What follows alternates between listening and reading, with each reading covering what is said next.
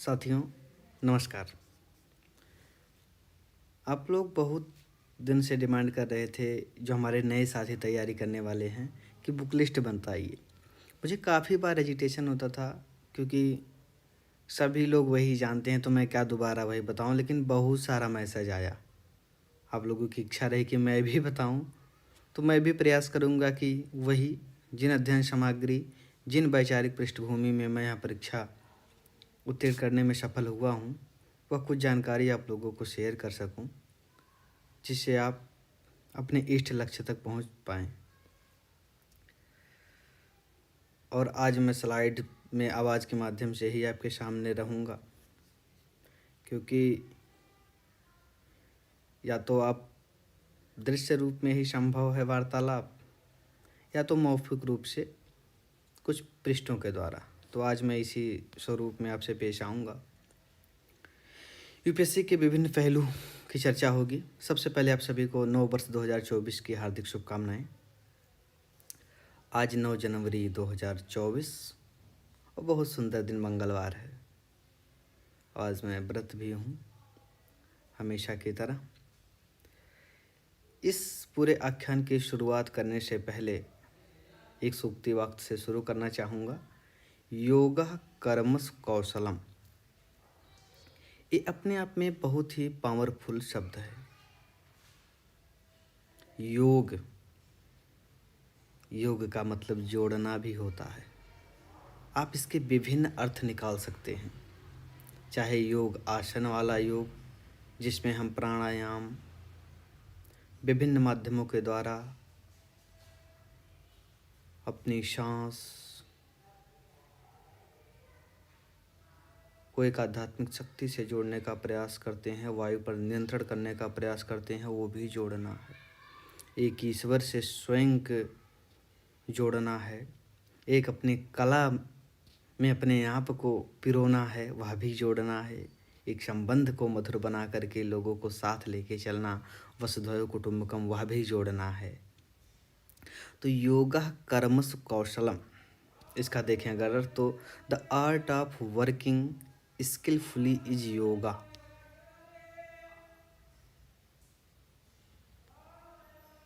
मतलब कि किसी भी कार्य को कुशलता पूर्वक करने की कला ही योग है। कहते हैं योग सिद्धि का पर्याय है। तो कितना आप स्मार्ट तरीके से, कितना ही संसाधनों का कम अपव्यय करके आप अपना इष्ट प्राप्त करते हैं, वही योग है। योग। तो शुरू करते हैं। कुछ ऐसे ही खास जर्नी संघ लोक सेवा आयोग की सिविल सेवा परीक्षा की है, जो एक तरीके से योग ही है। आप सन्यासियों की तरह लगे रहते हैं अपने इष्ट लक्ष्य की तरफ। तो हम संक्षेप में चर्चा करेंगे सब पहलुओं पर। थोड़ा यह वार्तालाप लंबा हो सकता है, लेकिन आप धैर्य बनाए रखें। जब आप ही लोगों की डिमांड थी, तो बात भी आप ही लोगों की जाएगी। इसमें हम चर्चा करेंगे कि एकदम शुरुआत से संघ लोक सेवा आयोग सिविल सेवा परीक्षा क्या है, इसके बारे में विभिन्न प्रश्नोत्तरियों के माध्यम से, फिर अंत में कि कैसे क्या अध्ययन सामग्री को हम अपना करके अपने लक्ष्य तक पहुंच सकते हैं। धैर्य बना करके आप लोग सुने, खास करके जो इस परीक्षा में आना चाहते हैं, क्योंकि बहुत सारा जो रिक्वेस्ट आया है वो उन बच्चों से आया है जो ग्रामीण पृष्ठभूमि से बिलोंग करते हैं, जो भी अपनी आरंभिक कक्षाओं में हैं। उन्हें वह समग्र जानकारी कैसे हो, यह परीक्षा क्या है। तो बहुत ही साधारण और मूलभूत तरीके से मैं चर्चा करने का प्रयास करूँगा। काफ़ी तो 10वीं 11वीं 12वीं में पढ़ रहे हैं, जाहिर सी बात है कि वे अपेक्षा जताते हैं जान करके कि मैं भी उसी पृष्ठभूमि से आया हूँ। उन्हीं आम बच्चों के बीच में यह सपना देखा और माता पिता के आशीर्वाद, ईश्वर की कृपा से सफल करने में कामयाब रहा। तो शुरू करते हैं। यूपीएससी सीएससी, यह क्या है? सबसे पहली बात कि यह क्या है। वास्तव में संघ लोक सेवा आयोग की एक संवैधानिक निकाय है। इसके बारे में आप पढ़ेंगे, विभिन्न आर्टिकल में दिया गया है। तो यह कुछ संवैधानिक सेवाएं जो राजपत्रित सेवाएं हैं, समूह का खा की, इन सब का लिए परीक्षा का आयोजन कराता है। इसमें एक चेयरपर्सन होते हैं और मेंबर्स होते हैं। अभी जो हमारे यूपीएससी के अध्यक्ष हैं श्री मनोज सोनी सर। तो यह निकाय कौन कौन सी परीक्षाएं आयोजित कराता है?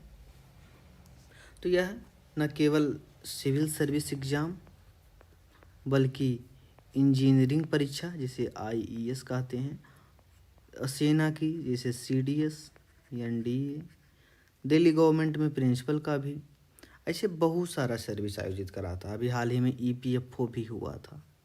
तो अगर कोई यूपीएससी की तैयारी कर रहे हैं तो मैं समझता हूँ कि उत्तर पूर्ण नहीं हुआ है जब तक वह एक किसी निर्देशित परीक्षा प्रणाली की बात ना करे। हालांकि सिविल सेवा परीक्षा जो ये है उसी का पर्याय बन गया है कि हम यूपीएससी कर रहे हैं, तो वास्तव में उनका कहने का मतलब होता है सिविल सेवा परीक्षा। और तो सरल भाषा में लोग कहते हैं कि हम आईएएस पीसीएस कर रहे हैं। तो पीसीएस तो स्टेट की सर्विसेज होती हैं, राज्य सरकारों की, जैसे यूपी में जो आप देखते हैं खंड विकास अधिकारी, BDO, deputy collector, deputy SP, treasury officer, ARTO, ये सब जो होते हैं पीसीएस, ये स्टेट की सेवाएं हैं। सिविल सेवा परीक्षा में लगभग 20-22 सर्विसें हैं। पहले थोड़ी और थी, अब रेलवे की कुछ सर्विस मर्ज कर दी गई है।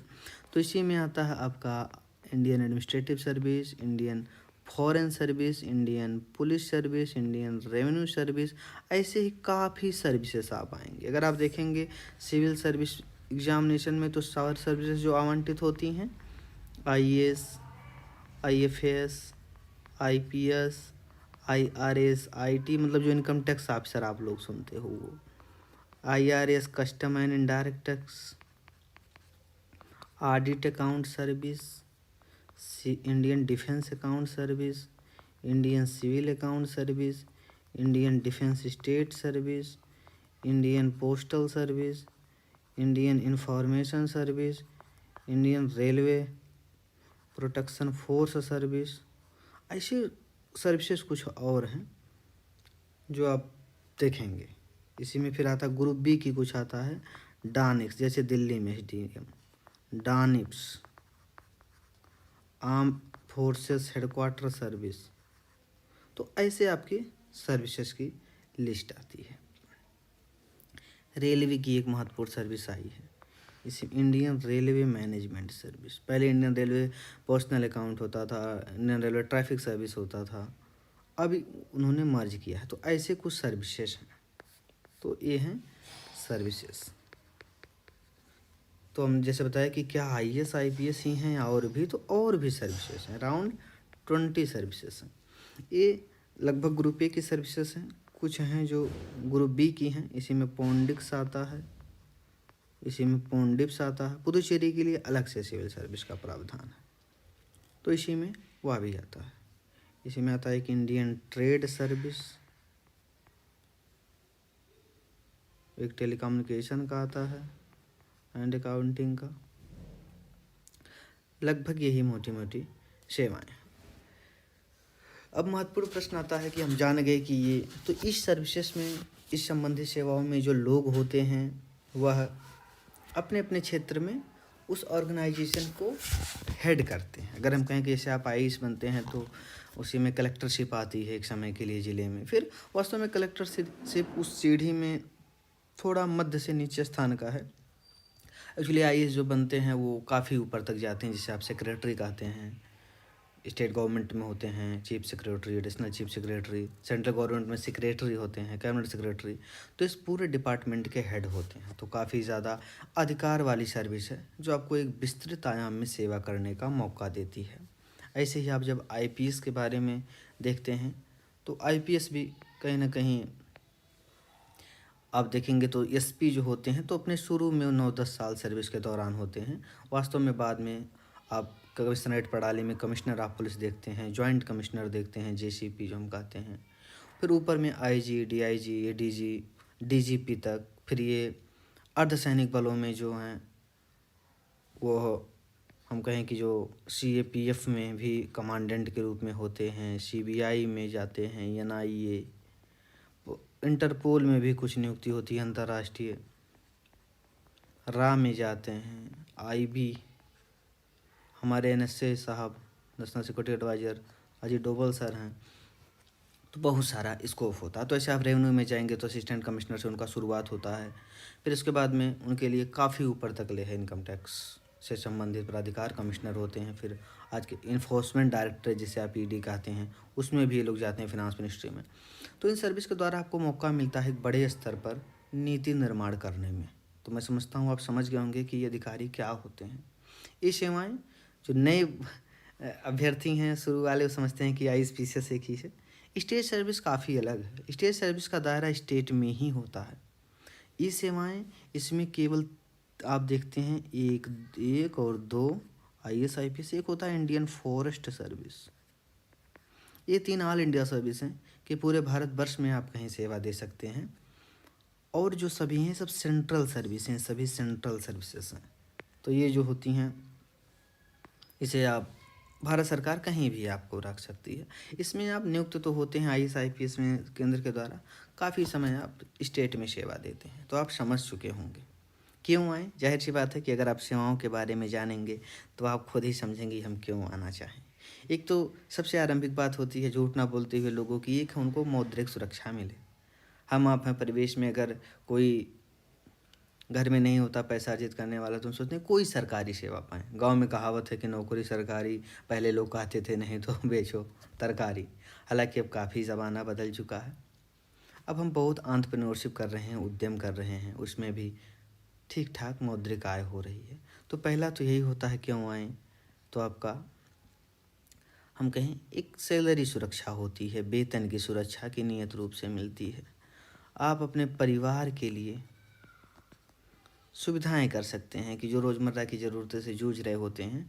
तो इन सेवाओं में आने पे एक जो मौद्रिक सैलरी आपको मिलती है उससे उनकी ज़रूरत, लगभग बेसिक ज़रूरत आप पूरा कर पाते हैं। यानी एक जीवन काफ़ी ज़्यादा अस्थायित्व हो जाता है। और जो सबसे महत्वपूर्ण चीज़ आती है इन सेवाओं में करने की, क्योंकि आप कहीं ना कहीं संस्थान का प्रतिनिधित्व करते हैं, तो एक अधिकार मिलता है आपको काम करने के लिए, जनता की ज़रूरतों का, सरकार की नीतियों को लागू करने का। जो आप हमेशा कहते हैं कि हम होते ये कर देते, ये सुधार चाहते हैं वो कर देते अच्छे से। तो एक बहुत बड़ा मौका मिलता है आपको लोगों से जुड़ने का। तो ये आप समझ सकते हैं क्यों आए। अवसर अवसर की बात करें तो बहुत ही कम उम्र से अवसर मिलने लगता है। 21 वर्ष की आयु के बाद आप इसमें परीक्षा दे सकते हैं। स्नातक होना चाहिए किसी भी से, आप लॉ हों, बीबीएस हों, आईटी हों, साधारण स्नातक हों, ह्यूमैनिटी बैकग्राउंड से जिसे हम बीए कहते हैं गाँव में, बीकॉम, इन सब से हों, आपको मिलता है।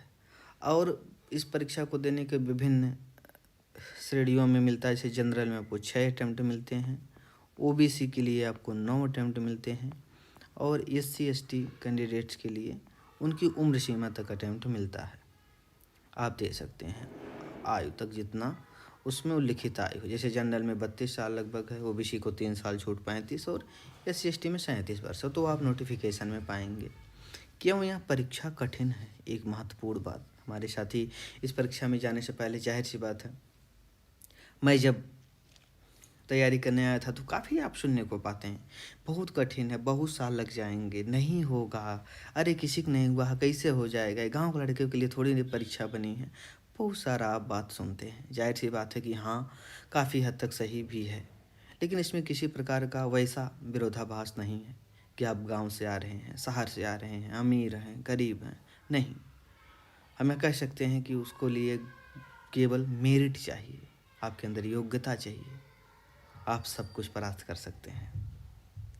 आप कर्ण को देखें, अगर इतिहास में जाना हो, एकलव्य को देखें, तो योग्यता ही सबसे बड़ा वीर का परिचय होती है, और किसी भी प्रकार की बंदिशें नहीं आती हैं। तो ये परीक्षा इसलिए कठिन है क्योंकि पदों की संख्या कम है।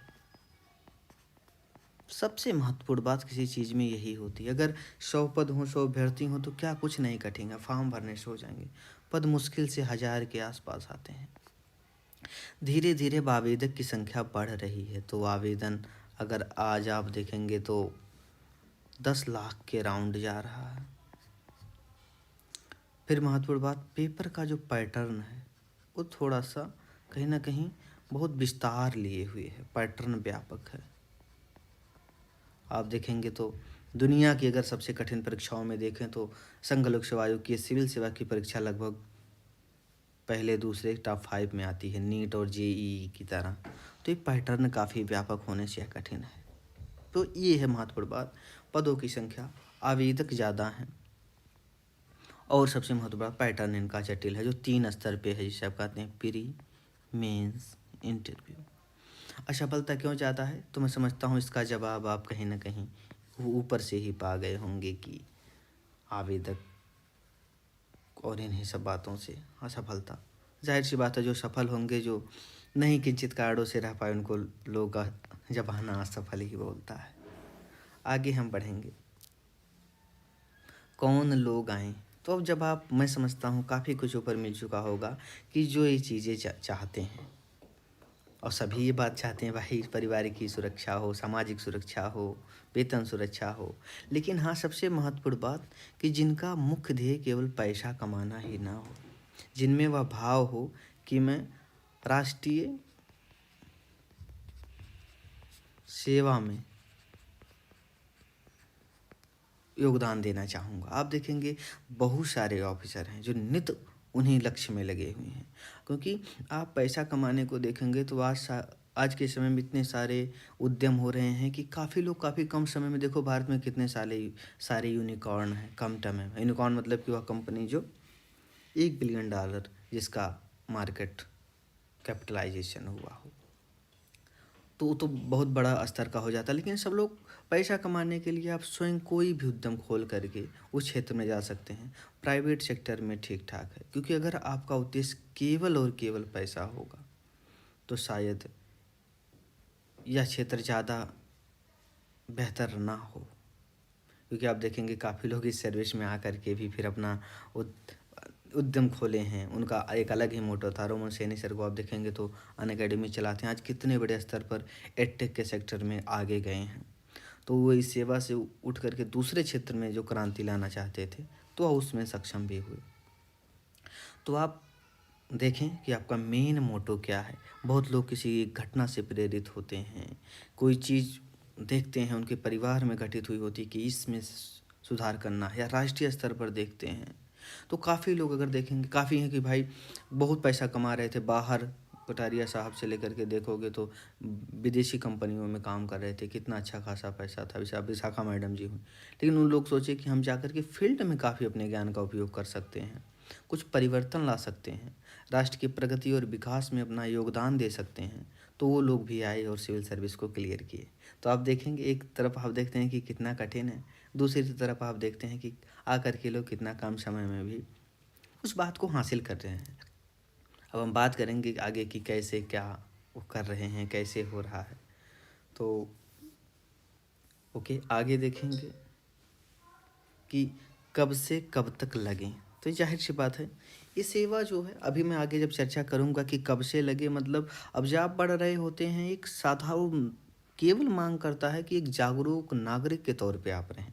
हमारे कई साथियों को देखे होंगे कि एक सामान्य पृष्ठभूमि से आए हैं, और जो बहुत हैं वो काफ़ी वेल क्वालिफाइड फैमिली से हैं, वेल इस्टेब्लिश्ड फैमिली से आए हैं, सब सफल हुए हैं। सब ने कम समय दिया, किसी ने ज़्यादा समय दिया है। तो आप एक अगर अच्छे से एक औसत विद्यार्थी रहे हैं शुरू से, तो भी आप इस परीक्षा को क्लियर कर ले जाएंगे, अगर अन्य सभी पैरामीटर को हम कांस्टेंट माने तो। औसत विद्यार्थी रहे हैं तो भी।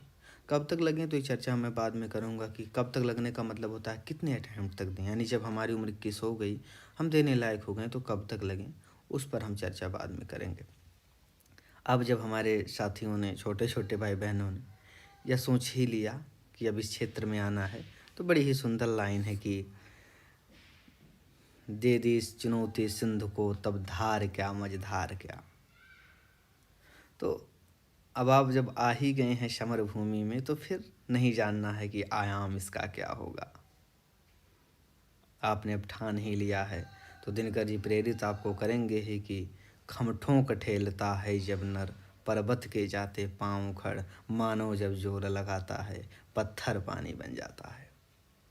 तो यह एक बहुत बड़ा सेवा, बहुत बड़े अवसर के रूप में आपका इंतज़ार कर रही होती है और आप इस, हम कहें कि विकसित भारत के लक्ष्य की तरफ स्वयं को समर्पित करने के लिए अपनी ऊर्जा झोंक देते हैं। तो आइए अब इस एक सामान्य चर्चा के बाद एक महत्वपूर्ण पड़ाव की ओर प्रस्थान करें। आइए इस यात्रा के लिए हम कुछ जरूरी सामग्री को जानें। जैसे इसके लिए महत्वपूर्ण 4 बात हमेशा ख्याल रखें, जिसे मैं बहुत जगह कहते भी आया हूँ। कलाम साहब कहते थे कि सबसे बड़ा होना चाहिए लक्ष्य, उसके बाद बड़ा कहने का मतलब बड़ा लक्ष्य नहीं, हाँ एक लक्ष्य होना चाहिए जो आप हमेशा बड़ा आंको। जब आप बड़ा सोचेंगे तभी आप उसके लिए अपनी ताकत लगाएंगे। तो अच्छा, ये जो पेज हैं जो मैं लिख रहा हूँ, ये सब मैं समझ रहा हूँ आप नोट भी कर रहे होंगे। अगर नहीं भी नोट कर रहे होंगे तो ये जो है पूरा PDF मैं अपने टेलीग्राम चैनल पे आपको दे दूँगा। टेलीग्राम चैनल लोग सभी जानते हैं। ये जो वीडियो अपलोड होता है नीचे भी रहता है उसका लिंक। तो हाँ, हम कुछ चर्चा करते रहते हैं। हालांकि मैं लिख दे रहा हूँ टेलीग्राम लिंक, टेलीग्राम। आप केवल लिख देंगे @IPS बजरंग PY, ये है हमारा टेलीग्राम आईडी। ठीक है। पर तो लक्ष्य दूसरा, कलाम साहब कहते थे अच्छी शिक्षा, गुणवत्तापूर्ण शिक्षा। क्योंकि आप तभी अपना शिकार करने में कामयाब होंगे जो आपके पास जो शस्त्र होगा वह उसके मुकाबिल होगा। आप डंडा लेकर के और किसी भी पागल भेड़िए का शिकार नहीं कर सकते हैं। उसके लिए सुसज्जित आपके पास हथियार चाहिए। वो सब फिर इन दोनों के बाद में आती है आपकी मेहनत, जो आप स्वयं करेंगे। मैं नहीं करूँगा, आपका परिवार, माता पिता, कोई नहीं कर सकता। इसीलिए कहते हैं विद्या एक ऐसा धन है कि जो आप स्वयं अर्जित करते हैं और आप इसको जितना बांटेंगे वह इतना ही आपका ये विद्या का समुद्र बढ़ेगा। मेहनत कैसी हो आप जानते हैं। कलामी साहब कहते थे कि सपने वे नहीं हैं जो रात में आते हैं, सपने वे हैं जो आपको सोने नहीं देते हैं। तो ऐसे आपको संघर्ष करना है, मेहनत करना है। और 12th फेल मूवी में तो आप देखें कि IPS मनोज शर्मा सर, ऐसी कितनी कहानियाँ हैं कि किस हद तक लगे थे कि सर अपने परीक्षा के दौरान में चक्की चला रहे हैं, मेंस है, आदमी मेहनत कर रहा है 16-16 घंटे, 6-7 घंटे पढ़ रहा है, मुश्किल से उसको 3-4 घंटा सोने को मिल रहा है, उतना भी नहीं। फिर इसी मेहनत के बारे में विवेकानंद जी कहते हैं जले निमज्जिता प्राणा, कि जैसे जल में डूबते हुए व्यक्ति को प्राणवायु की एक बूंद ज़रूरत होती है जिंदा होने के लिए, उस तरीके की अगर हम मेहनत करेंगे तो ज़रूर सफल हो जाएंगे। बहुत सारी कहानियाँ हैं जो आपको प्रेरित करेंगी। अब आते हैं UPSC के लिए पथ प्रदर्शक दीप, कि हमारा गाइडिंग लैंप क्या हो इस इतनी बड़ी परीक्षा के लिए, जिसे हम मानते हैं कि कहीं ना कहीं अनंत सिलेबस को धारित किए हुए है। तो इसके लिए ज़रूरी दीप्त क्या हो जो हमेशा हमको सामने रखें। सबसे पहले आपका परिवेश जो चाहिए, इसकी तैयारी में ज़रूरी आवश्यक तत्व की मैं बात कर रहा हूँ, सहायक सामग्री की बात कर रहा हूँ। आपका परिवेश, परिवेश से मतलब उस परिवार समाज जहाँ आप रह रहे हैं उसके बारे में आप जानें। इंटरव्यू में देखो पूछा जाता है तो वही चीज़ों को पूछा जाता है जहाँ से आप गुजरे हैं। आपसे उटपटांग बातें नहीं पूछी जाएंगी कि एलन मस्क का टेस्ला कैसा इंजन बनाती है। नहीं, आप अगर गांव से आएंगे तो वही पूछेंगे कि कहाँ किस समाज में रह रहे थे, क्या आपने समस्याओं को देखा है। तो आपका परिवेश आपको बहुत ज़्यादा प्रज्वलित करता है और ये आपके व्यक्तित्व के साथ साथ आपके लेखन में और इस पूरी परीक्षा प्रणाली में आपके साथ रहता है। और एक बेहतरीन नागरिक के तौर पे भी जो आप महसूस किए रहते हैं, उन सामाजिक दायित्वों के निर्वहन में भी आपके आसपास की जानकारियाँ काम आती हैं। तो आपका परिवेश और समाज, UPSC यही तो है। समाज में सब आ जाता है, इकोनॉमी है भाई, उनका कुछ हिस्ट्री है, उनका कुछ भूगोल है, वहाँ पे कुछ दायित्व हैं, एथिक्स भी है, वहाँ पर बड़ी बड़ी वृत्तांत छिपे हुए हैं, वहीं पर आपका यस्य भी है, केस स्टडीज, अरे क्या नहीं है, समाज में ही तो सब कुछ है। समाज के लिए ही हम यहाँ परीक्षा दे रहे हैं, तो उसी को आपको पढ़ना है, आप उसी को बढ़िया से देखना है।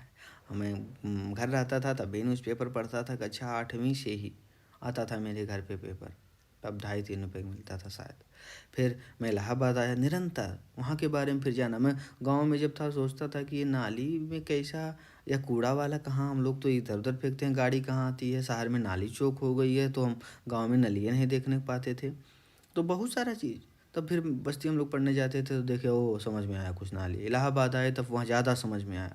तो हम पेपर ले रहे होते हैं तो अगल बगल की चीज़ों को जान रहे होते हैं। पेपर ही आपको रोज़ बताता है आपके अगल बगल क्या हो रहा है। वास्तव में अखबार के द्वारा आप ज़्यादा जागरूक होते हैं। रोज़ आप पढ़ेंगे कि यहाँ लगा, वहाँ उन लोगों ने हंगामा किया, आज हड़ताल किया है, प्रदर्शन किया है, कलेक्टर को ज्ञापन दिया है।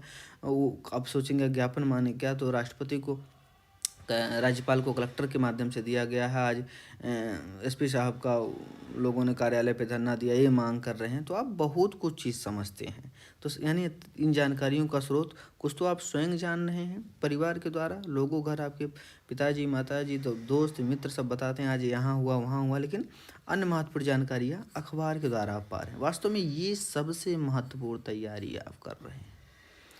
एक लोग कहते हैं कि ठीक है भाई, तैयार ज़्यादा समय हो गया तो लोग 2 साल में अखबार पकड़ते हैं, सिलेक्शन होते हैं, अच्छी बात है। लेकिन अगर आप शुरू से पढ़ रहे हैं तो सिलेक्शन होना ना होना अलग बात है। आप जान रहे हैं एक नागरिक के तौर पे कि हमारे राष्ट्र में क्या हो रहा है, हमारे अगल बगल क्या हो रहा है। हम भारतवर्ष को रोज़ जान रहे होते हैं कि लोग कह रहे हैं कि भारत आगे बढ़ रहा है, नया भारत है, कैसे है। तो आप इन जानकारियों को यहाँ से पाएंगे कि आज हम देख रहे हो गली गली बंदे, ज़्यादा से ज़्यादा शहरों को वंदे भारत से हम जोड़ रहे हैं।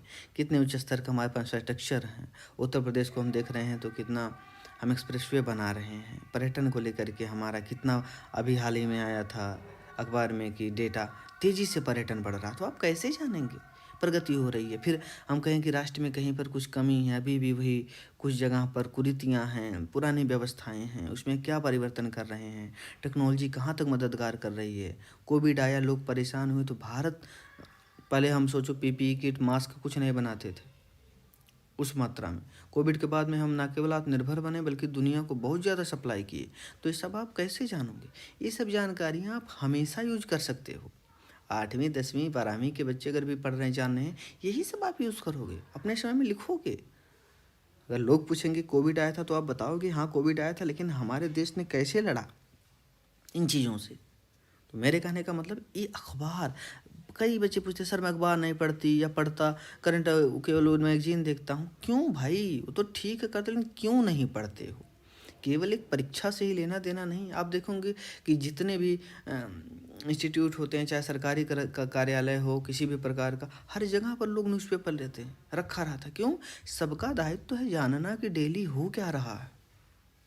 इससे बहुत बड़ी सामाजिक जवाबदेही पूरी होती है। अपराध भी रुकता। अब कोई कहे कि अखबार लेने से अपराध रुकता है तो आप पहले कहेंगे अरे राम हो, अखबार लेने से अपराध रुकता तो सब अखबार लेते। लेकिन आपको जोड़ना हो तो आप थोड़ा तर्क भी दे सकते हैं। कैसे, अखबार ले रहे हैं आप जाने कि देखो इसने ये प्रकार का अपराध किया था, उसको ये फला सज़ा मिली, तो उसे डिटरेंस कानून के बारे में जानकारी होगी, लोगों को भय पैदा होगा। अभी एक साथ पूरे देश में सब अखबारों में एक बढ़िया से पहले पेज पे जब निकल जाता है कि ये, तो लोग क्या कहते हैं, अरे आज पूरा बड़े स्तर पे खबर आई थी। इससे भय पैदा होता है। आप समझ रहे हैं कि इसका कितना बड़ा जुड़ाव होता है।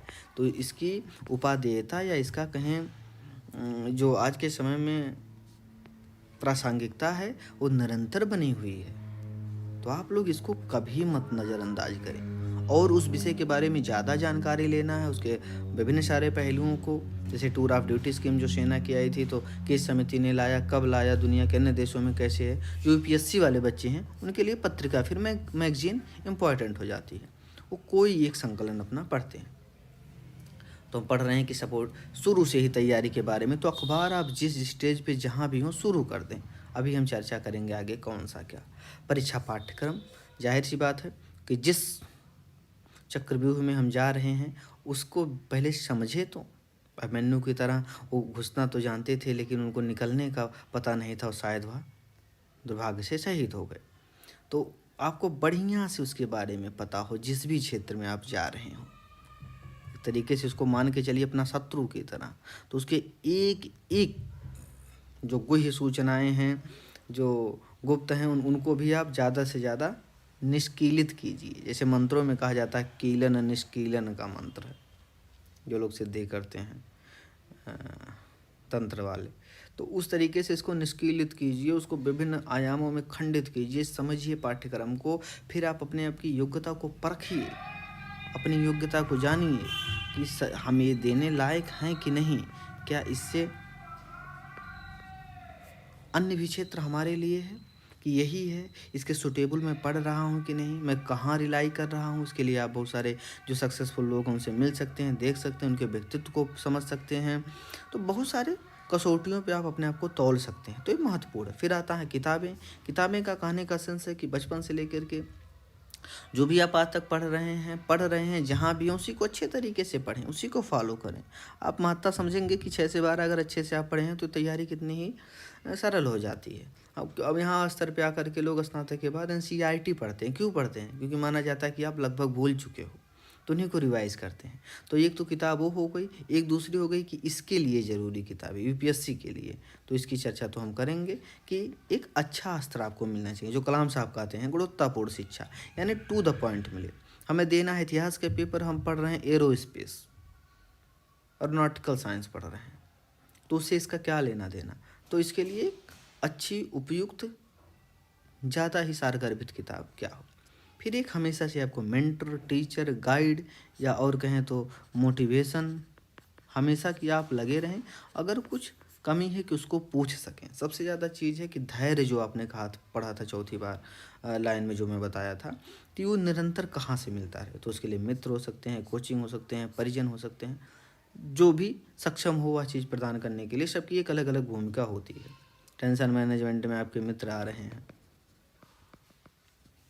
हर समय जब कोई नहीं साथ में है तो आपका परिवार खड़ा है हमेशा एक दीवार की तरह, हर संकट को झेलने के लिए। आपकी हर परिस्थितियों में कोच की भूमिका हो जाती है कि आपको और पैना करने के लिए, अगर उन विषय के बारे में आप लैग कर रहे हैं। आगे बढ़ते हैं, आओ अच्छे से समझा जाए। परिवेश प्लस अखबार पत्रिका। अब मैं जो कहा था आपसे कि क्यों ज़रूरत है अखबार की, तो आइए हम, ये संघ लोक सेवा का नोटिफिकेशन में लिखा रहता है, अभी आप खुद समझ जाएंगे। जो मेंस है उसमें क्या लिखा है UPSC ने, प्रधान परीक्षा का उद्देश्य उम्मीदवार के समग्र बौद्धिक गुणों तथा उनके गहन ज्ञान का आकलन करना नहीं। मतलब ये तो चाहिए ही चाहिए, गहन ज्ञान, समग्र बौद्धिक गुण, इसके साथ ही आकलन करना है। मतलब कि मात्र उनकी सूचना के भंडार तथा स्मरण शक्ति का आकलन करना नहीं। जो लोग रट्टा मार की बात करते हैं तो समझ लें कि मात्र केवल रट्टा मार और जो आप रखे हैं याद करके नॉलेज, उसी का नहीं, उसका उद्देश्य ये भी है कि समग्र बौद्धिक गुण की कितना व्यापकता में वो चीज़ों को जानता है। भले ही आप कम जानते हो, लेकिन कितना ही कंक्लूसिव रूप से आप जानते हैं और कितना ही अच्छी तरीके से उस चीज़ को आप समझे हैं। तो ये रहती है UPSC की महत्ता, हम कहें। फिर आगे पढ़िए क्या लिखा है कि समान अध्ययन के प्रश्न पत्र 2 से प्रश्न पत्र 5, ये जो है अगर आप देखेंगे, ये मेंस के बारे में हम बात कर रहे हैं। मेंस के तो 2 से 7 मतलब वही GS के जो चारों पेपर हैं, 1, 2, 3, 4 के प्रश्न पत्रों का स्वरूप तथा इनका स्तर। अरे बाबूजी, आपको क्या हो गया? स्तर ऐसा होगा कि कोई भी सुशिक्षित व्यक्ति बिना किसी विशेष अध्ययन के, कोई भी सुशिक्षित व्यक्ति, देख लीजिए, बिना किसी मास्टर PhD नहीं करना है, विशेष अध्ययन के इनका उत्तर दे सके। प्रश्न ऐसे होंगे जिनसे विविध विषयों पर उम्मीदवार की सामान्य जानकारी, इसलिए मैं कहता हूँ कि इसके लिए आपको जनरल फिजिशियन बनना है, MD करना है, EMS नहीं, गायनी का, ENT का, इन सब चीज़ों का सामान्य जानकारी का। एक कलेक्टर हर चीज़ों के बारे में जानकारी रखता है, रादर देन कि उसका डॉक्टर हो। दर्द कोई करेगा तो कहेगा पैरासीटामॉल खा लो भैया, कुछ आराम मिल जाएगा। अब आप कहेंगे नहीं नहीं सर यही वाला दर्द है, तो उसके लिए वो नहीं बना है। तो सामान्य जानकारी का परिचय। जो सिविल से में कैरियर, ये भी नहीं कि ऊट पटांग, जो आपके कैरियर में आगे मिलेंगे भाई। कहीं पर अगर कुछ तनाव हुआ है लोगों के बीच में एक पुलिस के रूप में, तो आपको उस चीज़ के बारे में तो जानना चाहिए ना कि सिचुएशन कैसे कंट्रोल करेंगे। कोई अफवाह से अगर कोई दंगा भड़का है तो नियंत्रण करने की जानकारी आपको होनी चाहिए ना। तो वही बात कर रहा है, करियर से संबंधित प्रश्न इस प्रकार के होंगे जो सभी प्रासंगिक विषयों के बारे में उम्मीदवार की आधारभूत समझ, परस्पर विरोधी सामाजिक आर्थिक लक्ष्यों, उद्देश्यों, मांगों का विश्लेषण, इन पर दृष्टिकोण अपनाने की क्षमता का परीक्षण करेंगे। उसके पक्ष विपक्ष में आप सोचने लायक हों, उम्मीदवार संगत, ये सबसे महत्वपूर्ण है, सार्थक और सारगर्भित उत्तर दें। आपको कहा जाए तो बहुत सारे हम लोग, हमसे बहुत अच्छे अच्छे लोग हैं जो दुर्भाग्य से भले परीक्षा नहीं सफल किए लेकिन बहुत ज़्यादा जानते हैं, उनमें कहीं कुछ चीज़ों में लैग कर जाता है, वो सब उत्तर लिख सकते हैं लेकिन हो सके उस टाइम कॉन्स्टेंट में वो उतना बेहतरीन तरीके से प्रस्तुति ना कर पाए हों। तो उन लोगों को लिए तो आपको इस तरीके से लिखना है कि उत्तर टू द पॉइंट हो, सार्थक हो, उनका कुछ अर्थ निकलता है, नहीं अब भूगोल का बात आप लिख रहे हो इतिहास में, सारगर्भित हो। तो ये आप समझ गए होंगे कि मैं क्यों इस बात को कह रहा था बार बार। परीक्षा के वैकल्पिक विषय जब हम बाद में करेंगे, मैं हिंदी में चर्चा कर सकता हूँ और अन्य के बारे में अन्य लोग। तो वैकल्पिक विषय के प्रश्न पत्र जो होंगे वो पाठ्यक्रम का स्तर मुख्य रूप से ऑनर्स डिग्री स्तर का, अर्थात स्नातक डिग्री से ऊपर और मास्टर से निम्न स्तर का होगा। तो ये डिमांड है, शायद अब आप डिमांड समझ गए होंगे। इन सब चीज़ों को आप समझ गए होंगे कि इनका न्यूज़पेपर्स से या रोज़ की घटनाओं से क्या लेना देना है। तो आप बहुत चीज़ जानने में सक्षम हुए होंगे। तो आप हमेशा सिलेबस पे जाइए, ये आपके नोटिफिकेशन में ही लिखा रहता है, यही मूल डिमांड है। भैया जी ओके, आगे बढ़ते हैं हम। अब मुख्य परीक्षा की नंबर प्रणाली को समझे, कितने कितने नंबर का होता है। तो प्री आप जानते हैं 200 नंबर के 2 पेपर आपके होते हैं, जीएस फर्स्ट जीएस सेकंड, ए होता है 200 का, ए होता है 200 का। इसके आधार पे मेरिट बनती है, लेकिन इसको क्वालिफाई करना अनिवार्य होता है 33%, यानी मिनिमम 66 मार्क्स आपको पाने हैं, 66 मार्क्स आपको पाने हैं। तो ये आपका क्वालिफाइंग है, इस पे मेरिट बनेगी।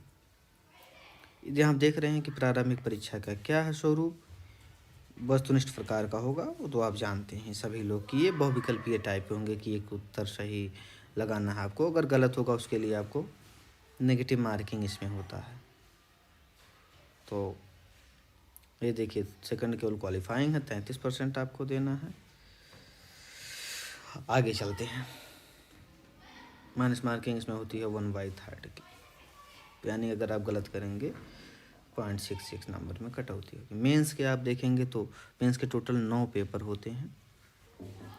एक होता है, एक भाषा का 2 होता है अंग्रेजी, और एक होता है कोई 8वीं सूची में जो भी भाषाएं हैं उनमें से एक लेना है। इनमें नंबर आपको केवल 25% पाना होता है। ये भी एक तरीके से अराहक ही होता है, या टोटल में काउंट नहीं होता है। तो 75 नंबर अगर पाएंगे आप, काम बन जाएगा।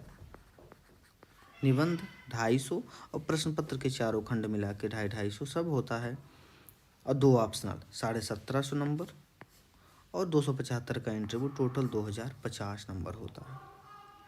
तो ये है टोटल नंबर का पाठ्यक्रम। इसमें आप पढ़ेंगे जैसे नीतिशास्त्र, सत्यनिष्ठा, अभिरुचि, प्रौद्योगिकी, अर्थ विकास, जैव विविधता, पर्यावरण सुरक्षा, आपदा प्रबंधन, शासन व्यवस्था, शासन प्रणाली, न्याय, अंतर्राष्ट्रीय संबंध, भारतीय विरासत, संस्कृति, इतिहास। तो इसमें भी न्यूज़पेपर करंट की भूमिका बनी रहती है। आगे आते हैं न्यूज़पेपर पत्रिका के स्रोत। तो अखबार आप कोई पढ़ें, जो हिंदी माध्यम हिंदी भाषी क्षेत्रों के हमारे साथी हैं वो शुरू में अपना दैनिक पढ़ो। गांव में हो तो दैनिक नहीं आ रहा, राष्ट्रीय संस्करण इसका ज़रूरी होता है, राष्ट्रीय संस्करण। तो वो अगर गांव में नहीं मिल रहा है तो आप उजाला ही पढ़ो, लेकिन संबंधित चीज़ पढ़ो जो इस परीक्षा से लेना देना हो, ना कि कोई अफवाह पढ़ रहे हो या किसी प्रकार का मसाला न्यूज़ पढ़ रहे हो। मसाला न्यूज़ खाने का मतलब है कि फिल्म की बातें हो गया, पॉलिटिकल बात ज़्यादा पढ़ रहे हो, ये पार्टी वो पार्टी, ये सब नहीं। जो आपके लेना देना आर्थिक महत्व को, अंतर्राष्ट्रीय महत्व की घटना हो, राष्ट्रीय महत्व की कोई योजना आई हो, पीएम का सम्मान निधि योजना है, आयुष्मान डिजिटल भारत योजना जो है, इन सब चीज़ों को पहले आप देखो। फिर इस परीक्षा में जब हिंदी समझ में आने, इंग्लिश आप समझने लगे तो द हिंदू या इंडियन एक्सप्रेस में से कोई एक आप डेली पढ़ो। पहले समझने पढ़ने में 1-2 घंटा लगता है, जब आप शुरू करते हैं तो लगभग 2 घंटे लग जाते हैं पेपर पढ़ने समझने में, लेकिन जब 1 साल हो जाता है तब आप घंटे भर में निपटा दोगे सब। तो 1 आवर सफिशियंट हो जाता है। ये हमेशा पढ़ो, कोई कितना भी कहे कि ये मत पढ़ो वहाँ से हो जाएगा, लेकिन पढ़ो। न्यूज़पेपर की आदत से डाल लो। अभी मैं डेली न्यूज़पेपर पढ़ता हूँ, तो आप जानो। पत्रिका कोई भी एक पढ़ो जब इस तैयारी के फेज़ में आप आ जाओ। विजन की है, दृष्टि की है, निर्माण की है, संस्कृति की है, दीक्षांत, बहुत सारी कोचिंग संस्थान का। अच्छा, आखिर इन कोचिंग संस्थानों का ही क्यों पढ़े, ये क्वेश्चन आ जाता है जब भाई सब कुछ हम पढ़ रहे हैं बाहर का। इसलिए क्योंकि इनमें काफ़ी कंपाइलेशन होता है। वो लोग अब आपको इसको नहीं पढ़ना तो आप देखो पीआईबी साइट देखो, पीआरएस देखो, पर्यावरण देखो, रैंडम देखो, रैंडम साइट्स देखो, डाउन टू अर्थ, इन साइट्स पे पढ़ो, तो बहुत सारे स्रोत होता है जानकारियों का। तो ये लोगों की टीम होती है जो इन चीज़ों को कंपाइल करती है, इनको एक जगह आपको उपलब्ध कराती है, मुश्किल से महीने भर की न्यूज़ 100-150 पेज में। तो ये आपके पास में एक महत्वपूर्ण भंडार हो जाता है। तो इन सब जितने भी संस्थान हैं इसकी आप पढ़ सकते हो। फिर टाइम मिले, जैसे आया भारतीय न्याय संहिता, भारतीय नागरिक सुरक्षा संहिता, भारतीय साक्ष्य संहिता, जैसे भारतीय न्याय संहिता आया है आईपीसी के दर पे, ए आया है सीआरपीसी के दर पे, ए आया है इंडियन एविडेंस एक्ट के स्थान पे। तो इन सब चीज़ों के बारे में जो जानकारी 100-150 पेज का ये सब पूरा कानून ही है। कुछ जानकारी लेना चाहो तो पीआरएस के साइट पे महत्वपूर्ण है। कितने सारे विधेयक पास हुए हैं, कितना पेंडिंग है पार्लियामेंट में, क्या है, सब वेबसाइट पे है। भारत सरकार की वेबसाइट संसद पे आप जाएंगे, बहुत सारा जानकारी है, वहाँ भी आप पा सकते हैं। पर्यावरण के लिए इसको देखो, WII-INVIS.NIC.in, यहाँ पर जितने टाइगर रिजर्व हैं, रामसर साइट्स हैं, बायोस्फीयर रिजर्व है, सब जानकारी इस पे है। रैंडम साइट में आपको इसे कहा, जैसे WTO का देख लिया, कोई जानकारी आया, IMF देख लिया, ट्रैफिक देख लिया जो जियो को हम कहें कि तस्करी रोकने के लिए है, साइट्स हो गया, UNEP हो गया। हम जो कॉप के बारे में देख रहे हैं, कॉप 26, 27, इनका जानकारी, UNFCCC, काफ़ी सारे रैंडम साइट को आप जब अखबार पढ़िए, कुछ चीज़ लगे खास है तो उसको डायरेक्ट सर्च कर लीजिए। काफ़ी बार UPSC जो है यही पूछता है कि इसका उद्देश्य क्या है, साइट्स का, UNEP का, कॉप 27 का। तो आप समझ पाते हैं कि ये उसी पहले ही लाइन में वो बात लिखी होती है। तो ये हो गया किताब के बारे में आप बहुत सारा बात जानते हैं। मैं मोटा मोटा किताबों की चर्चा कर दे रहा हूँ। ये लिस्ट आपको बाद में सौंपी जाएगी, आप लोग वो लिस्ट खुद ही पाएंगे। प्री मेंस के लिए समग्र रूप से बात करें तो जीएस फर्स्ट हम देख रहे हैं। पहले इतिहास में तो आप NCERT, अच्छा जो बिगिनिंग फेज में है, 1.5 साल पहले तैयारी शुरू किए हैं, 2 साल पहले शुरू किए हैं, तो आप NCERT 6 से बार पढ़ जाइए। वैसे एक बार पढ़ेंगे तो बहुत चीज़ें याद आ जाएंगी। 6 से क्यों कुछ कहा जाता है, जैसे महत्वपूर्ण होता है ऊपर वाली क्लासों का, लेकिन इसलिए कि 6 वाले में बेस होता है। आप लोग जानते होंगे कि 9 में जो साइंस आप पढ़ते हैं वही 11 में रहता है, 10 वाला 12 में रहता है, उसी का विस्तार। तो ऐसे ही एक छोटे स्तर से आपको समझने में मदद करता है कहानी में, क्योंकि चीज़ें कहानी, ये वन लाइनर एग्जाम नहीं है कि ये फला फला फला टिक मार दिए हम हो गए। तो इसलिए आपको कहा जाता है। तो जैसे हम कहें 6, 7, 8 की जो है एक तरीके से प्राचीन, मध्य, आधुनिक भारत का इतिहास का संक्षिप्त परिचय है, हमारे अतीत 1, 2, 3 नाम से, तीनों क्लासेस की। तो बहुत बढ़िया जानकारी देता है, बहुत मज़ा आता है पढ़ने में। 9, 10 देखेंगे तो भारत और समकालीन विश्व के बारे में है। 9वीं वाली खासकर विश्व इतिहास से, इसी का हम कहें तो विस्तृत में 11 में दिया हुआ है। भारत में राष्ट्रवाद कैसे हुआ, आधुनिकीकरण कैसे हुआ, औद्योगिकीकरण, ये सब के बारे में 10वीं NCERT है। फिर 12 में 3 हैं जो हैं भारतीय इतिहास के कुछ विषय नाम से, भारतीय इतिहास के कुछ विषय, तो इन्हीं का विस्तृत रूप है 6, 7, 8 वाले का। तो आप पढ़ेंगे सब समझ में। तो एक बार इसको आप पढ़ के ख़त्म कर देंगे तो फिर अन्य जो किताब पढ़ेंगे ज़्यादा समझ में आएगा। ये पहले मैं पेज समझो लिख के बैठा हूँ घंटा भर, नहीं तो बहुत टाइम लग जाता है लिखने में। तो सुविधा के लिए पहले ही कुछ लिख दिया गया था। अन्य किताब अब जिस तैयारी के लिए महत्वपूर्ण मानी जाती है, तो ये मैं बता रहा हूँ जो शुरुआत कर रहे हैं उनके लिए कैसे इन सब का महत्वपूर्ण। तो प्राचीन भारत RS शर्मा के लोग पढ़ते हैं, मध्यकालीन सतीश चंद्रा की, आधुनिक भारत में बिपिन चंद्रा की आती है। तो आधुनिक भारत का इतिहास नाम से 2 किताब, एक स्वतंत्रता संघर्ष आता है। लेकिन अगर आप स्पेक्ट्रम लेंगे तो सब जानकारी इसी में आ जाती है। तो आप इन सबको पढ़िए या एक पढ़िए काफ़ी है। तो मैं सब कहूँगा कि आप एक स्पेक्ट्रम देख सकते हैं। तो ये हुआ NCERT और इनका आपस में कॉम्बिनेशन। कला और संस्कृति के लिए NCERT की 11वीं 12वीं की काफ़ी महत्वपूर्ण किताबें हैं। भारतीय कला का परिचय, भाग 1, भाग 2 आप लोग भारत सरकार की साइट, जो NCERT की साइट है, वहाँ पा जाएंगे। नहीं तो कहेंगे तो मैं टेलीग्राम पे सब किताब NCERT उपलब्ध करा दूँगा। PDF फॉर्मेट में भी। तो इसमें काफ़ी कुछ जो आप बनी ठनी ये सब कला, राजस्थान की बूंदी कला पढ़ते हैं, सब इसमें दिया हुआ। काफ़ी जानकारी वाली मस्त किताब है। कहते हैं लोग आर्ट कल्चर का क्वेश्चन नहीं मिलता, सही बात है, लेकिन कुछ काम का क्वेश्चन हो, कोई लिंक कहीं ना कहीं से आप यहाँ पा ही जाते हैं। ऐसे एक था पारमिता, पूछा था उन्होंने 2020 वाले अटेम्प्ट में। पारमिता एक तरीके से पूर्णत्व की स्थिति जो बोधिसत्व में है। ये कम बहुत जगह ढूंढा, नहीं मिला। इसी शायद इस सेकंड वाली NCERT में भारतीय कला के परिचय में दिया है, एक दूसरे मायने में दिया है। मैं बहुत खुश होता हूँ जब UPSC का क्वेश्चन किताबों में पाता हूँ। अदर सोर्स के लिए आप नितिन सिंघानिया का आर्ट कल्चर ले सकते हैं। भारतीय समाज की बात करें तो इसके लिए ये मैं GS के हिसाब से, मेंस के हिसाब से बात कर रहा हूँ, प्री इसी में आ जाएगा। क्योंकि अभी हमारा फोकस 2024 का प्री नहीं है, अभी हमारा फोकस है कि जो शुरू कर रहे हैं उनको पूरा जो चाहिए क्या विस्तृत में, वो मैं कर रहा हूँ। समाज का बोध 11वीं की NCERT, इसमें आपको काफ़ी जानकारी मिलेगी भारतीय समाज के बारे में। और 12वीं की 2 किताब है, भारतीय समाज और भारतीय समाज में परिवर्तन एवं विकास, तो भारतीय समाज की है। अन्य चीज़ें आप करंट अफेयर से पा जाएंगे, जो कानून आ रहे हैं, चाहे PWDs के लिए आ रहे हैं, दिव्यांगजनों के लिए, महिलाओं के लिए, तो समाज से संबंधित सब चीज़ें पाई जाएगी, आप जानेंगे। नगरीकरण के में क्या आ रहा, अमृत योजना क्या है, तो आप सब जानकारी यहाँ पाएंगे। भूगोल 6 से 12 पढ़ो। सबसे महत्वपूर्ण 11वीं 12वीं की 4 किताब हैं, जिसमें आप पढ़ते हैं भौतिक पर्यावरण, भौतिक भूगोल के मूल सिद्धांत, भारत में आर्थिक संसाधनों का विकास।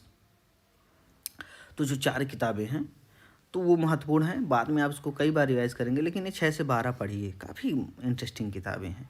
इनसे काफ़ी क्वेश्चन बनाने में सक्षम होंगे, पूरी भूमिका बनाने में, और मेंस में भी आप बेसिक चीज़ लिख पाएंगे।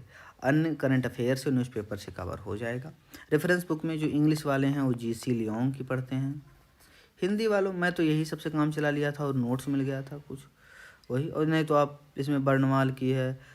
एक्चुअली मैं पहले ज्योग्राफी ऑप्शन लेना चाहता था, तो 4-6 महीना में पढ़ लिया था वो बड़ी किताबें इसकी, जैसे माजिद हुसैन सर की हुई। तो ये ऑप्शनल के लिए सब किताबें हैं, ये जानना ज़्यादा जरूरी नहीं है। तो पहले पेपर का तैयारी हो जाएगा। GS2 में शासन व्यवस्था, शासन प्रणाली, सामाजिक न्याय, अंतर्राष्ट्रीय संबंध सिलेबस। आप इसमें शासन व्यवस्था, शासन प्रणाली 11वीं 12वीं की NCERT पढ़ लीजिए। खास करके आप कहीं ना कहीं 11th की NCERT में 2 किताब है, जो है भारतीय संविधान सिद्धांत एवं व्यवहार, और एक है राजनीतिक सिद्धांत। इसमें 2 किताब है, राजनीतिक सिद्धांत और एक है भारतीय संविधान सिद्धांत एवं व्यवहार। और ये 12वीं जो है ये है कि समकालीन विश्व राजनीति, और एक है कि स्वतंत्र भारत में राजनीति। स्वतंत्र भारत तो आज़ादी के बाद भारत में किस प्रकार से रहा राजनीतिक घटनाक्रम, तो ये आप इसमें जानकारी पाएंगे। राजनीति इसका जो सेकंड वाला पार्ट है 12th की NCERT का, वो इस IR में बहुत महत्वपूर्ण, समकालीन विश्व राजनीति पढ़ लेंगे। 9-10 को भी पढ़ सकते हैं। डेमोक्रेटिक पॉलिटिक्स नाम से किताबें हैं, लोकतांत्रिक राजनीति भाग 1 भाग 2, तो ये बेस बनाएंगे। बहुत बढ़िया बढ़िया किताबें, इनको अच्छे से पढ़िए। राजनीतिक सिद्धांत तो काफ़ी इंटरेस्टिंग है, इसमें समानता, स्वतंत्रता, संघवाद, न्यायपालिका, इन सब के बारे में एक एक पे पूरा चैप्टर दिया, अधिकार क्या है, तो अच्छे से पढ़ेंगे, बहुत मज़ा आएगा। फिर मस्ट जो हम कह सकते हैं कि सफिशिएंट है फ्री के लिए और जानकारी के लिए, तो M लक्ष्मीकांत की पॉलिटी कोई नहीं काट सकता, इसको आप अच्छे से पढ़िए। और सुप्रीम कोर्ट के निर्णय जो हैं, प्रमुख जजमेंट आए हैं, इनके लिए करंट अफेयर या किसी भी अध्यापक के नोट्स या उसका कंपाइलेशन आपके लिए महत्वपूर्ण होगा। जो सिलेक्टिव टॉपिक्स उसमें हम पाएंगे कि जो संवैधानिक संस्थाएं हैं, ये सब तो लक्ष्मीकांत में दिया है, और जो कुछ जानकारी होगा खास करके गवर्नेंस से संबंधित, जिसमें सेकंड ARC की रिपोर्ट आती है, अन्य सब चीज़ें आती हैं, तो उसका नोट्स आप खुद बना लेंगे, सेलेक्टिव पॉइंट्स का जरूरी होगा। IR के लिए 12वीं के NCERT से बेस बना सकते हैं, समकालीन विश्व राजनीति, और उसके लिए आप लेक्चर भी देख सकते हैं किसी का पाएँ, और नहीं तो सीधी सी बात, कोई एक अच्छी किताब खरीद लीजिए आप, तो उसके बारे में पूरा संपूर्ण दुनिया के पता चल जाएगा कि घटनाक्रम क्या है। इसमें मैकग्रा हिल प्रकाशन की भी किताबें आती हैं, तो जो आपको अच्छा लगेगा अपने हिसाब से लीजिए। मैं समझता हूँ इन सब चीज़ों में कोई किताब आप बढ़िया पाएंगे अच्छी, उसके बारे में फिर आप क्वेश्चन को जब पढ़ेंगे ना, तो खुद ही जान जाएंगे कि डिमांड क्या है, और एक किताब उसकी उपादेयता कहाँ तक प्रासंगिक साबित होती है। सबसे खास पेपर, इसमें नंबर नहीं बनता है भाई, मेरा तो नहीं बना, लेकिन हाँ बड़ा ही रोचक पेपर है। अर्थव्यवस्था मेरा सबसे अच्छा रहा है प्रीलिम्स के लिए। अगर क्वेश्चन इसमें 20 आते हैं तो मैं प्रयास करता हूँ कि लगभग 17-18 सही हो जाएं, सबसे बेहतरीन। इसके लिए आप शुरू कर सकते हैं 9th की NCERT, और तो आप देखेंगे शुरू की क्लास में 6, 7, 8 में तो सामाजिक में ही लगभग मिला रहा था। तो अर्थशास्त्र नाम ही है नवीं की 10वीं की एनसीईआरटी आर्थिक विकास की समझ, इन दोनों को अच्छे से पढ़िए और किसी अच्छे अध्यापक से। 11वीं 12वीं की थोड़ी कठिन है, इसीलिए मैं नहीं सजेस्ट कर रहा हूँ कि वो टेक्निकल भाषा में लिखा है जीडीपी आदि का डिफिनीशन, तो उसके लिए महत्वपूर्ण है किसी अच्छे अध्यापक से क्लास नोट्स पढ़ लें। मृणाल सर का वीडियो देख लें या अन्य जो आज के समय बहुत सारे लोग पढ़ा रहे हैं अच्छे अच्छे, उनसे पढ़ लें। मैं तो जुल्फ़िकार सर का ही पूरा समझा था, नोट्स लिया था। दुर्भाग्य से आज वो हमारे बीच नहीं है, कोविड में उनका देहांत हो गया। तो आप अपने हिसाब से देखें। किताब देखना चाहें तो रमेश सिंह की मोटी किताब है, ज़्यादा हम कहें कि उतना लाभदायक नहीं रही थी मेरे लिए। काफ़ी मोटी किताब है, चूँकि मैं नोट से काफ़ी काम कर लिया था। आप ले सकते हैं हिंदी वाले। इंग्लिश में विवेक सिंह सर की एक अच्छी किताब आई है, तो ये भी कहीं ना कहीं मोर देन सफिशिएंट है, तो अपने हिसाब से आप ले सकते हैं। अगर नोट्स मिल जाएगा तो इन किताबों का ज़रूरत नहीं होगा, अगर किसी से आप क्लास कर लेंगे। मैं समझता हूँ इकोनॉमिक्स में क्लास कर सकते हैं और सारी चीज़ें उसमें करंट अफेयर से, न्यूज़पेपर से, सेल्फ वेबसाइट एक्सप्लोरेशन से सिलेक्टेड टॉपिक खुद हो जाएंगे आपसे। करंट में बहुत सारा समेकित रूप से आता है इकोनॉमिक्स के बारे में।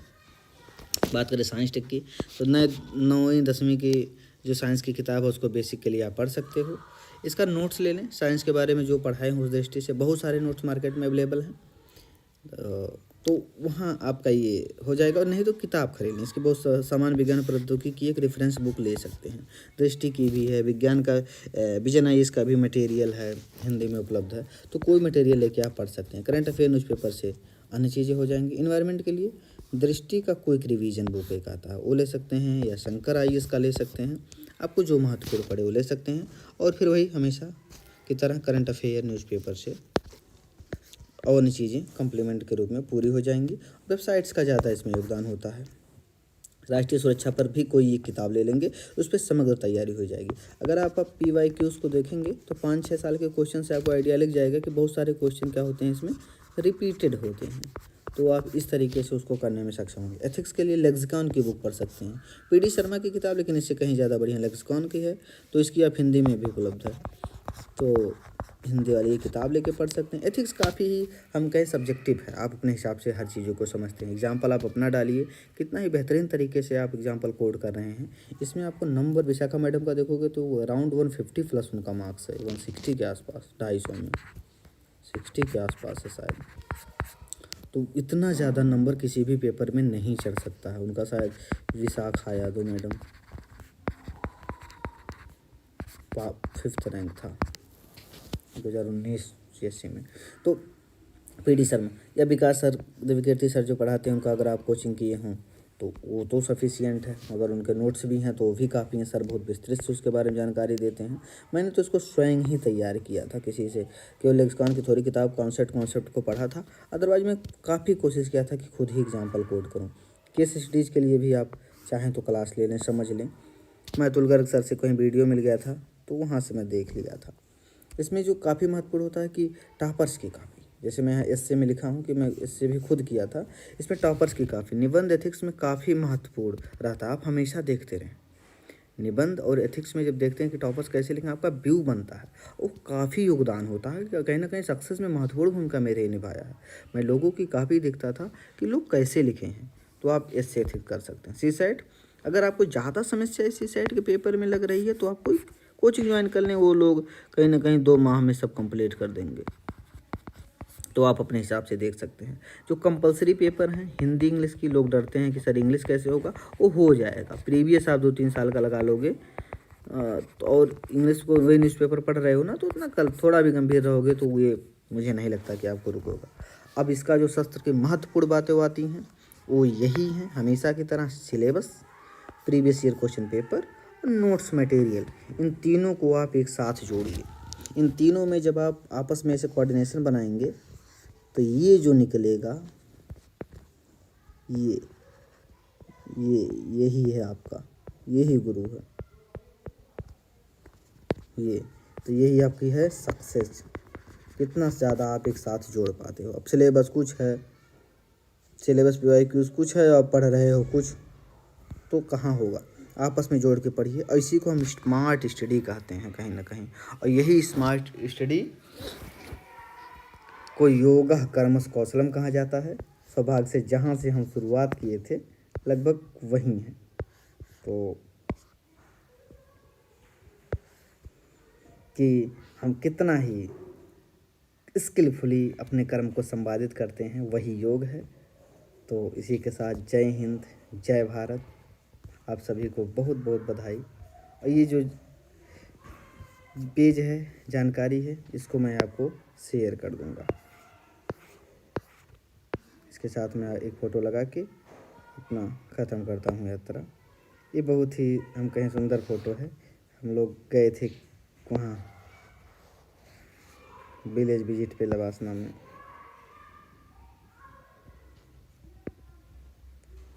वहाँ का ये तस्वीर है, लोगों को जानने समझने का मौका मिला था। ओके, जय हिंद, जय भारत।